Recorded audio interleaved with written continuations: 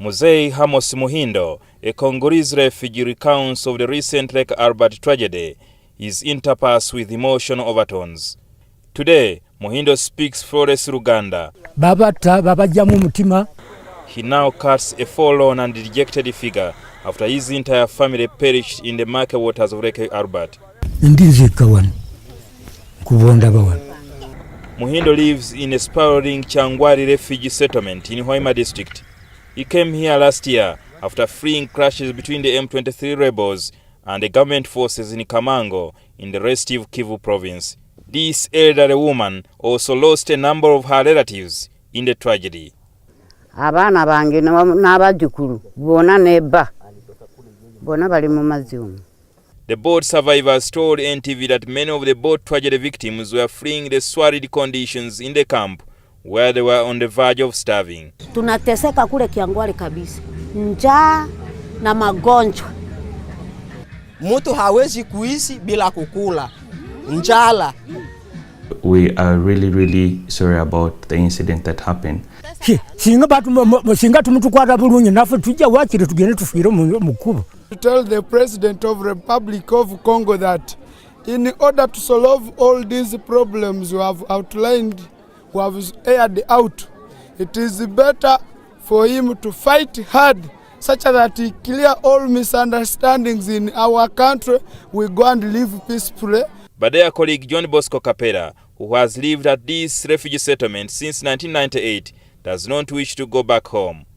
At the moment, I don't think where I come from is safe for me to return. I am still here. Then you find that you have maize. How are you going to eat that maize? Changwari refugee settlement Amos Burakiria denied allegations that there is no food in the camp. Nobody allowed them. The issue of the documents they wanted to move with. They even said, even if it is your documents, they are here. After all, we don't want them. What we want is to go back. No, when we went down deep, it was on an influence of their chief who was calling them. Of course, I've been hearing him and has been communicating to most of our people. Authorities here say refugees in Changwari receive food rations every month.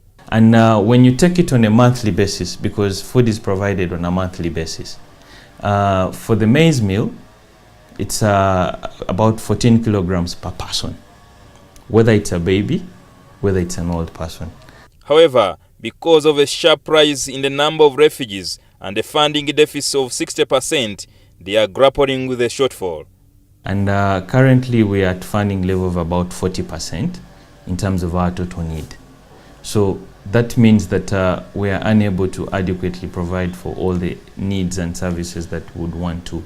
And in terms of competing priorities, we know what's happening in Syria, where we have close to 2 million refugees.